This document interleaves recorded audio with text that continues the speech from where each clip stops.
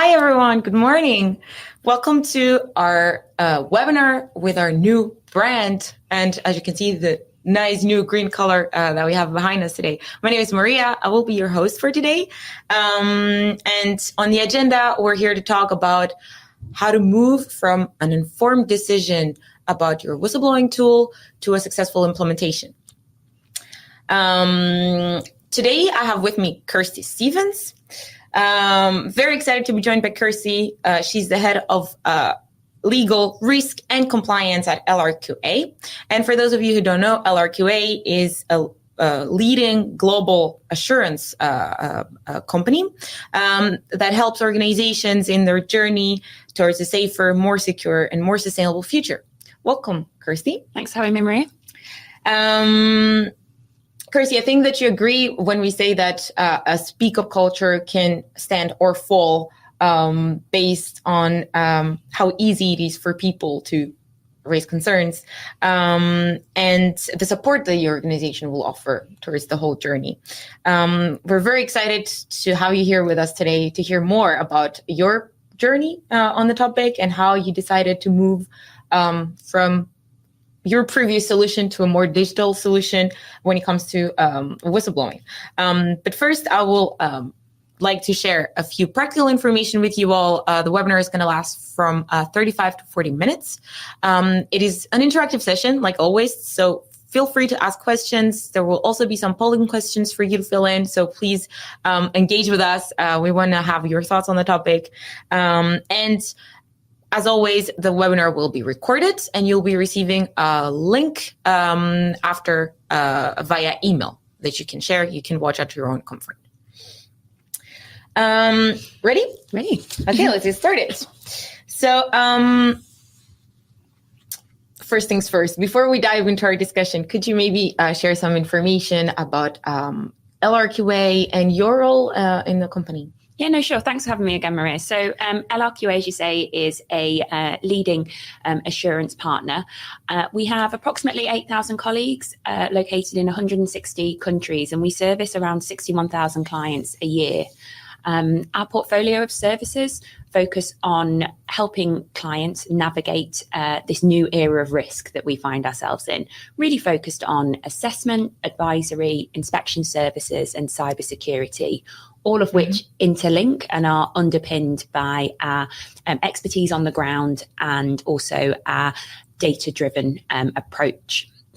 In terms of my role is an internally facing role. So I'm part of the legal risk and compliance team, and together with my colleagues for the last 12 months have been really focused on developing and implementing a new One LRQA group approach to our ethics and compliance program. And part of that has been looking at our whistleblowing and speak up facilities. 160 countries. Wow, that's robust. Definitely global. So I was wondering, because what made you decide that, we need to move away from what we currently have in place for our employees to a different solution? Yeah, sure. So LRQA is was made up as a group made up of different parts of different companies. One part of our company did have an existing whistleblowing facility using that more traditional call center model.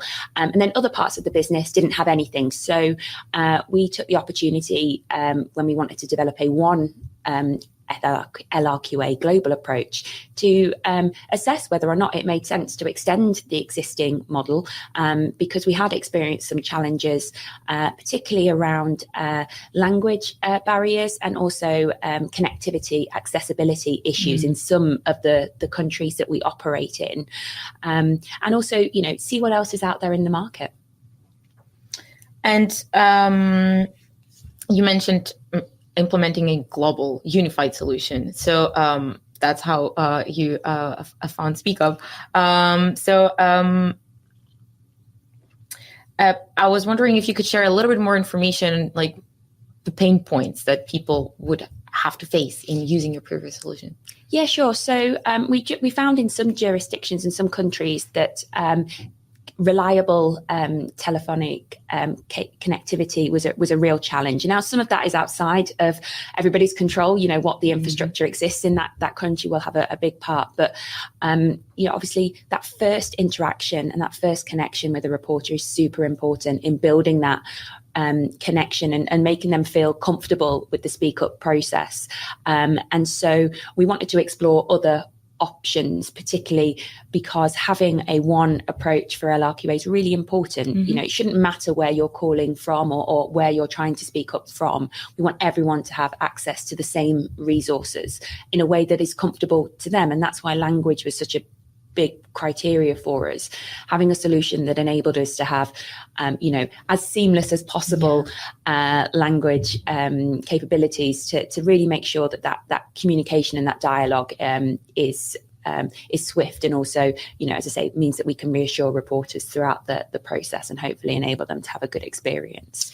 Yeah, I really like the fact that you mentioned, we want everyone to be able to have the same access, the same experience, because of course it's sort of a given. We all think of course, you want everyone to have the same tools and options, but it's so hard to do, right? Yeah.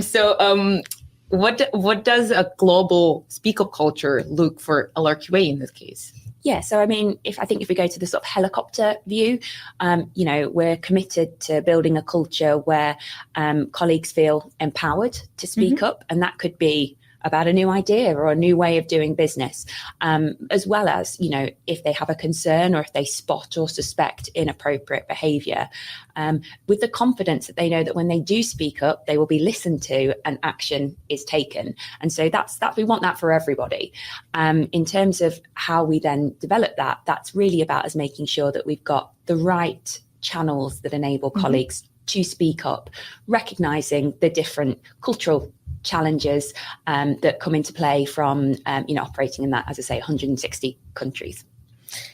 Yeah, I guess adaptability in this case, it's quite important. 160 countries, that's quite a lot, and that's even more languages, in fact. Yeah. So I was wondering if you could share a little bit more information on your experience with implementing Speak Up at LRQA, and what were some of the challenges you faced in getting your tool up and running. And at the same time, I would like to invite our audience to participate by answering to the same question. Yeah, sure. So I think selecting the right tool is super important, but in a way that's also almost the easy part. There's an awful lot of work that I think you need to do behind the scenes to get yourself ready to launch a tool such as Speak Up. So making sure that we're developing the right policies and procedures that support it, the right guidance materials so that colleagues know when and how to speak up. We've got the infrastructure behind it. So when someone does speak up, we know what we're going to do with it again. So we've got that good experience for the reporters. And then also communicating about it, raising awareness, particularly for the parts of the organisation that hadn't had access to the tool before. I'm looking at the results of the polling question, and it looks like the biggest challenge is finding the right governance structure. And the second opportunity would be to actually encourage employees to speak up. Yeah. And so for me, before we launched the tool, making sure that we did have that policy and the process, both to give confidence to reporters so that they knew what would happen once they'd reported a concern, and that we knew as well what we were going to do with it. Things always pop up, but we've got an idea. And what about Speak Up, the tool itself? How easy was it for you to, or hard, to set up? Yeah, the setup of the tool was really easy, and also I loved how much I could do myself, and so that how much I could tailor it to the questions that I wanted to have, the data fields that we wanted that matched with our organisation. So the setup was easy. As I say, the bit that took more time was having everything else ready so that we could launch this in a way that was impactful to colleagues. Of course, a lot of work goes on behind getting it out there, right? It's one thing to buy a solution, and it's a completely different thing to get it up and running and to be successful with it. So how did you spread the word to, correct me if I'm wrong, but you have multiple channels. You're using Speak Up for different groups of people. So could you share a little bit more about how you communicate about the tool to those groups of people? Yeah, sure. So we started by embedding the Speak Up as part of our code of ethics, revised code of ethics, which we launched at the same time. And then we took a multi-layered approach. So for our colleagues, we did some communications from our CEO around Speak Up. We launched the policy. We created an internal SharePoint page, which contains some FAQs on Speak Up with details how to access the tool as well as our other channels, because the tool is great, but we also want colleagues to feel comfortable to have those conversations and raise concerns in, direct to people as well, if they feel comfortable to do so. We developed posters off the back of our policy and procedure. And then we had sort of more regular informal communications through our sort of Yammer channels and informal communication tools. For our external audience, so for our suppliers, we included reference to it in our business partner code of conduct that was launched at the same time. And also on LRQA.com, we have an external page which details how you can access the tool. Again, making sure that colleagues, both internally and externally, our other stakeholders, have the details and know how to access it, and then what will happen when they do access it. So partnered very closely with our internal communications team and external communications team with that activity. Yeah, this is definitely a team effort, and the whole organization needs to be on board. So I was wondering, what was your experience with getting some buy-in from management when it comes to launching your program? Yeah, so I was really lucky. Our executive committee were fully on board with this element of the ethics and compliance program and the whole program itself. I have in previous organizations had bigger challenges when it comes to getting that buy-in, but it's super important because, as we know, tone at the top and mood in the middle is super critical for success, and particularly for the Speak Up elements of your ethics and compliance program. If you haven't got those leaders shadowing the right behaviors, then that's really going to impact your Speak Up culture. So my advice for those that are struggling with it is be persistent. Make sure that you're explaining the value that this can have. Often people will get nervous around the anonymity. So making sure that colleagues know that this is not to replace any Speak Up channels. This is merely to complement. This is to enhance our culture, not to take away from anything that already exists. And use storytelling, speak to other colleagues, speak to other companies that have implemented these types of things. But for me, as I say, LRQA, integrity is one of our values. It really sits at the heart. So I had an easy ride on that in that way. I really like the fact that you mentioned anonymity because it's a very interesting topic. It seems to create to divide people because a lot of people are for anonymity and they embrace it fully, but there's lots of organizations that sometimes might be a little bit more hesitant because there's always a fear. What if people start misusing the tool protected by anonymity? And that is exactly what you said. That's always our response because anonymity is there to help you initiate the discussion. It's there as proof, sort of security layer, let's say, that, we do mean that we're going to protect you if you speak up. We don't need to know who you are. All we need is the information. It's always very interesting to hear that, no, it's part of the culture. It's just another element. It's not the enemy, let's say. Yeah, I think it can make people nervous. As I say, I think they jump to that, it's going to get misused and going to lead to, inappropriate things being raised. But for me, as I say, if it enables people to speak up that didn't feel comfortable speaking up before, then that's great. I mean, it will always be easier to have a conversation with someone to really understand what their concern is. And so even when someone comes through our channel anonymously, obviously being able to communicate with them enables you to ask further questions. Yes. And it may be that once you've involve them in the process, it's often that they will then say, actually, you know what, I will speak to you about this, or they will reveal their identity. There are some concerns that if it relates personally to them, if they don't tell me who they are, then there's not a lot I can do. So it's nuanced, but it's about looking at every particular report on its own merit and deciding, well, actually, we can investigate this. We don't need to know who the reporter is. Yes. And I was wondering what were the first results that you started seeing once you implemented Speak Up? You moved from your previous solution to a different approach, let's say, to whistleblowing. What was your first experience with it? Yeah, so we've been live now for around 7 months. And I'm pleased to say that we've been getting reports in. And that was kind of my first measure of success.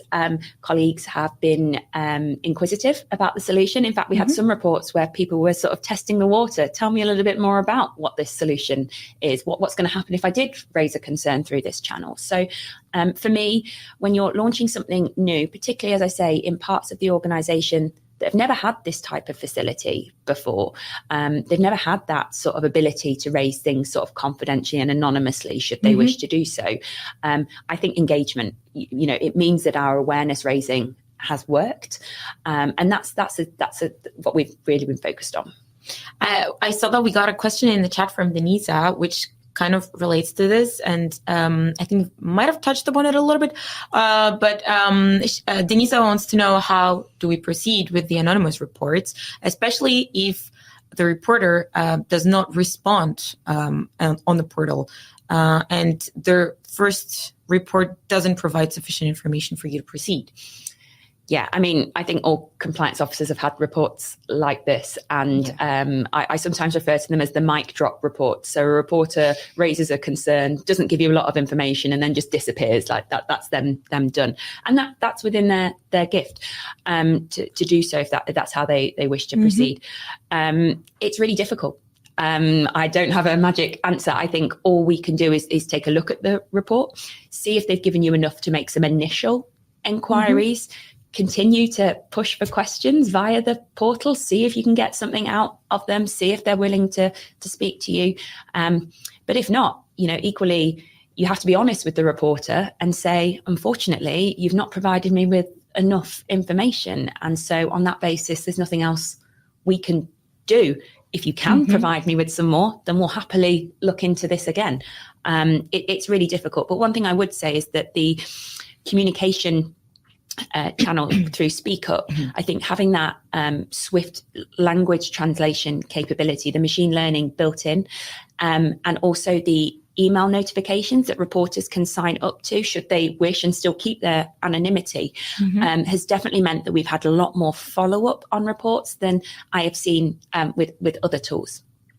Yeah, indeed. Technology now allows us to be more on the direct communication with the reporter, right? Especially with the app, the mobile app that people can use now. You can just activate notifications. It almost feels like a WhatsApp conversation. Exactly. You get pinged once there's a response on your case. You don't even need to save your case number or something to memorize anything, and you remain fully anonymous from start to end. So really glad to hear that has indeed helped you improve the checkback. Yeah, it's definitely something that we've noticed sort of anecdotally rather than having the data behind it. But it's something that I think the fact that when you log a report as well, you don't have like a long list of questions, because again, that can be another barrier to entry. I think that free flow text box does feel like a WhatsApp message. And I think that familiarity, again, is really helpful for reporters. And when it comes to, because you do have a global audience that you need to reach. What you mentioned earlier, some metrics, there's always a discussion. How many reports are good enough? I'm not getting any reports. Does that mean I'm doing a great job? Do we have the best culture? Or is it the other way around? No one dares to even use the anonymous tool. So I was wondering, what kind of metrics do you think are most useful for global case management? And at the same time, the question can also go out to our viewers. Yeah, so metrics is I think almost a bit of a controversial topic, almost like anonymity in the ethics and compliance space. I think trying to find metrics that truly measure improvements and change and measures that matter is challenging, because a variety of concerns can come through a whistleblowing hotline, and that can lead to very different types of investigations. And so like you, I can make an argument that says lots of reports is good or bad, and then no reports is good or bad. So for me, I think tracking the basics is important. Data is helpful. And so understanding where you're getting reports, the types of reports you're getting, looking at that follow-up rate, looking at your substantiation rate, super important data. And I think it can be used to feed a conversation or to be interlinked with other data sets so that you can truly get a picture. I think it's a little dangerous to say, I've had lots of reports from this place, we must have an issue. It may be that actually they've just really resonated with the communications that we've put out there. And vice versa, if you have a location or part of the business that you see no reports from, I mean, it makes me inquisitive. It makes me want to go and have a conversation with the people in that business, maybe look at the employee engagement surveys for their, are they speaking up in other ways? Do they have a really active dialogue with their management? You know, I think, as I say, for me, the data is important. It's a conversation starter, but it's too easy to place all the reliance on it. Same with investigation length. As I say, some investigations will be more complex than others. And so it would be wrong to sort of penalise a team if, you know, it took 3 or 4 weeks to get the right information out of the reporter to then have quite a complicated investigation that maybe might last 2-3 months.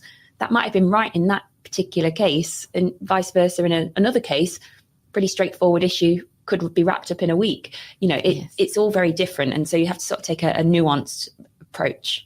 And it might also be that you use, like, people will use the tool for different reasons, right? So it doesn't, a message comes in, doesn't necessarily mean that that is an indicator of things going wrong or something. Have people in your experience use the tool to, for example, ask questions?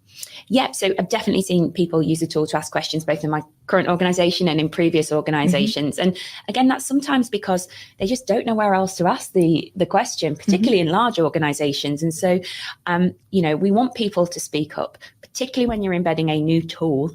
You know, you will sometimes get reports where you go, oh gosh, why did they raise that through this tool? They should have just gone to person X. But they spoke up, and that's the thing that I take away from it. You know, we encourage people to speak up, and then we can educate them as we embed it further down the line to which is the most appropriate tool. I see another interesting message from Susan. Thank you, Susan. Who says that I like the emphasis on speak up as complementary and enhancing, not to replace existing channels. But Susan thinks that it would be easier to have a single portal where all reports could brought in together from all the channels, anonymous by default, but which at the same time allows the reporter to reveal their identity if they're comfortable to do so. What are your thoughts on Yes, so I think, you know, if you did have all the data in one place, then that's brilliant, right? You can really analyze that data. You can spot those trends. I think the challenge becomes the want of the data versus the bureaucracy of having it. So I'm an employee and I go to my line manager with a concern. Maybe I'm having a conflict with a team member. They're able to resolve that informally. Does that line manager remember to log it in the portal every single time?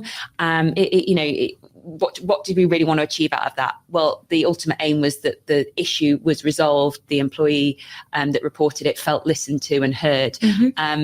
If the data's not in the background, the right thing has happened. So I'm for it, but I think there's that balance between how do we, where we focus our efforts. If we want everything to be logged and tracked, that's really difficult practically, particularly in a global organization. Which is possible, by the way. Yeah. You can do it. Yeah. But so it can be completely, the tool and the technology is there and available. I suppose the practical implementation of that can be a real challenge.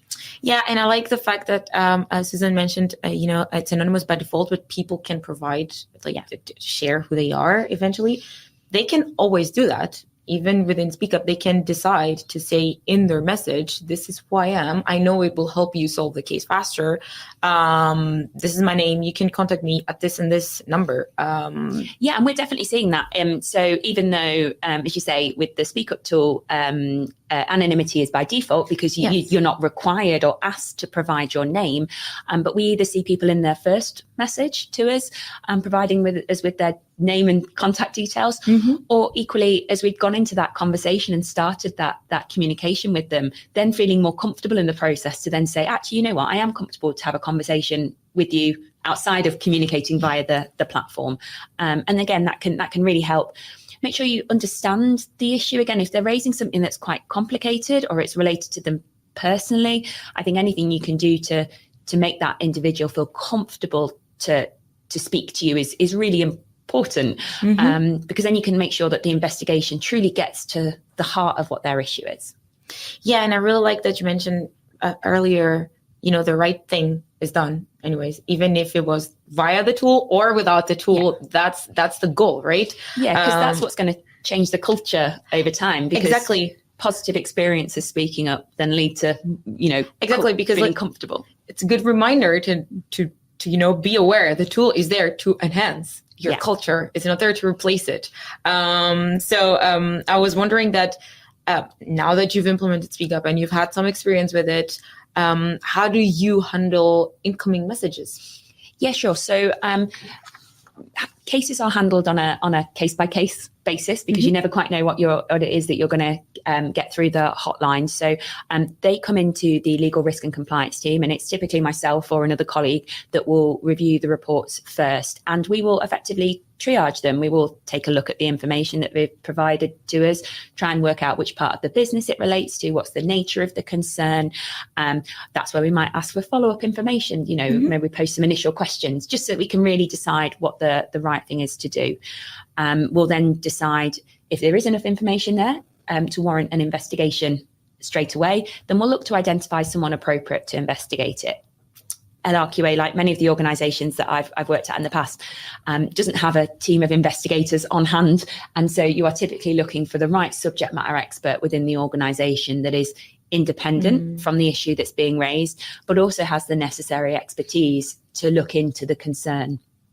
And so sometimes that will be a member of the legal risk and compliance team that does the investigation, but not always, because they're not always the appropriate team to do so. So it might be reaching out to our technical quality and governance team, to our health and safety team, to our people team, to really make sure that the right subject matter expert is looking at the concern. But whenever we do hand it over to another party to investigate, the legal risk and compliance team will maintain that communication with the reporter, will maintain that oversight. So again, to provide confidence to the reporter that we're still involved, we're still looking at it. We will see the findings.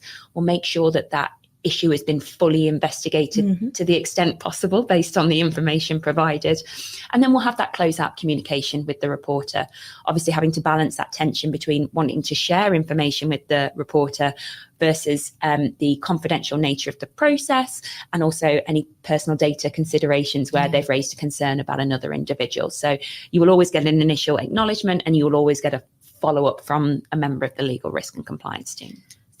Because you are present in 160 countries, right? So do you, from what I understand, then all reports come to the same place and then you decide what happens? Yeah, so the way we're administering it at the moment is we take that centralized approach. So they all come into the same team, and then at that point we triage them out to the relevant region or function to investigate. And in your experience so far, have you been able to, what we were discussing earlier, if let's say, because you mentioned, we decide what's needed, what's necessary, what can we do next? Have you been successful at, collecting additional information from reporters to conduct your investigations from start to end? Yeah, really successsul. And as I say, I think that's one of the features that I particularly like about Speak Up is that we seem to be getting really good engagement. So being able to post quickly and then in a language that matches the language that the reporter has chosen to speak up via, I think enables us to get swift responses. I think, the risk of time delays can mean that, reporters can switch off or do that mic drop moment. So I think swift communication initially is really important to get that extra information. But yeah, we've definitely seen success. That's really good to hear. We're always happy to hear that, Speak Up is offering you what you need to be successful with your employees and your culture. And I was wondering a little bit about the data that you're able to, look into within Speak Up, because more specifically, I was wondering about the sort of oversight that it provides to you, because again, you're present in so many different countries that I think having a unified, oversight of everything that's happening within the tool can be quite useful. Yeah, it's really helpful from my perspective. So one of the criteria for selecting our provider and going with Speak Up was the reporting capability, and particularly the ability to build that into Power BIs that already exist, so we can try and triangulate other data sets. We're still new on our journey, though.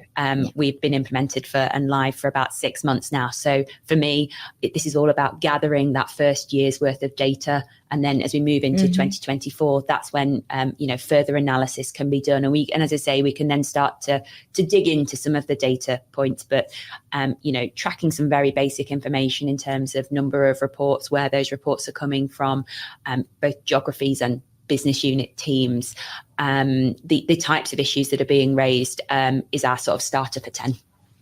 And connecting to what we were mentioning earlier, because Speak Up is there to enhance your culture, right? Complement it. Yeah. What are some other metrics that you use internally to, evaluate whether you're doing a good job on your company culture? Yeah, so again, LRQA is at an early stage in that regard, but metrics that I've used in the past or metrics that can be used in the future, definitely looking at our employee engagement survey figures, looking at our safety incidents, looking at trying to triangulate other data, because culture is many things. Speak Up is part of it, but it's not the answer. It's not the complete answer to everything. So looking at both quantitative and qualitative data, and really seeing the maturity of the program develop as we, you launch something, it needs a bit of time to embed it. And then from that, you can then look to, move into optimizing and improving. So I think there's lots of data sets that really can enhance the data that you get from Speak Up as well. Yes. Very nice. So, we have the same question for our audience in the poll to know a little bit more about how do you measure your Speak Up culture. So I think the responses have just started coming in. I do like the fact that we provided the number of reports to person of trust as an option, because that, again, it's like the alternative to Speak Up, but what you eventually want people to do first, right? Yeah. To raise their concerns directly to you, to their line manager. Yeah, because conversations are really rich and nuanced. And ultimately, if a colleague is having an issue, we want to have swift resolution. And sometimes that can be informal. It doesn't need a lengthy and complex investigation. Simply, a line manager or a peer or another colleague supporting and facilitating a conversation can sometimes be enough to resolve a concern before it then snowballs into something else. And so with Speak Up, the tool, as you say, it complements our other channels. We never want to discourage actual conversations. So it's like we're having today. Yeah. Very nice. And I was wondering about that because, within Speak Up, you have like the free format discussion that we were discussing earlier. So people can just share their concerns, but you can eventually, if you want, add a few questions. What is your approach on that? Have you tried creating maybe mandatory questions? So far we're sticking with the free format. I think I'm interested to explore the questions up front, but having used that with a previous tool, there's advantages and disadvantages. Yeah. I think provided that it still feels accessible to colleagues, then there's no objection to the questions. And I think, again, as it matures and colleagues get used to it, then I think we can reassess whether or not it would be helpful to put a couple of initial gating questions. But again, we've tried to provide as much information as possible to the reporters around what their role is. in Speak Up, because we all have a role to play. We need them to share as much information with us as possible. And then we do need them to engage with us and follow up if we do have questions. And so really trying to raise awareness of that, I think, helps, regardless of whether or not you put questions at the front or stick with the free format. And just as a last question, out of curiosity, at this point, I would also like to invite our participants to send in any questions they might have. But as a last question for me, I was wondering if, what is let's say the approach around the tool from employees. So like if you hear, let's say, a group of colleagues talking about Speak Up, I don't know, in the cafeteria or something, somewhere very informal between them, have you come across, like, what is their perception of the program? How do they feel about it? Yeah, I think it's new for parts of the business. And so I think it's perhaps been approached with some skepticism and some curiosity in places. I think in the parts of the business that have had a previous tool, I think they very much approached it and taken it to it as the new solution. So I think, as you say, we're at that stage of raising awareness. And so I'm just keen to get people talking about the tool. I like the questions. I don't mind people saying, well, is it truly anonymous? What happens? I think it's about, in that early stages, it's really about building that dialogue and also making it normal to talk about Speak Up. Building this into the company culture is super important. Yeah, that's really nice to hear, because I'm always curious. We know the tool, we speak a lot about the tool, but what does the actual end user feel about the tool, right?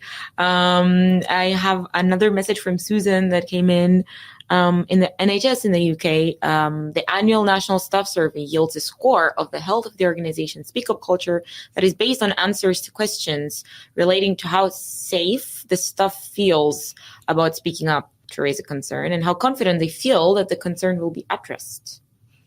Yeah, I think that's great. And it's definitely something that I've seen in the past in terms of incorporating that into, different employee engagement surveys or pulse surveys around Speak Up. And again, I think what I like about those questions is it's not focused on the tool or the channel. It's about the Speak Up. So again, it's not necessarily the method, but it's the fact that colleagues feel heard and they feel able to speak up. And then, the biggest thing is for an organization is, you get all these people to speak up, but are you prepared to listen and take action? I think we're reaching the end of our webinar. I think we're running out of time. So what I would like is, of course, first and foremost, thank you, Kirstie, for being here, for flying all the way to Amsterdam for the first time to join us for this webinar, and to talk to us a little bit more about your experience from transitioning from a different solution to Speak Up and how that is working out for you. I would also like to thank all of the participants for joining us today, for all the questions, the comments that came in. And as always, we're very curious to hear more about what you thought of the content. So please help us improve by filling out a short survey that will appear right after this window.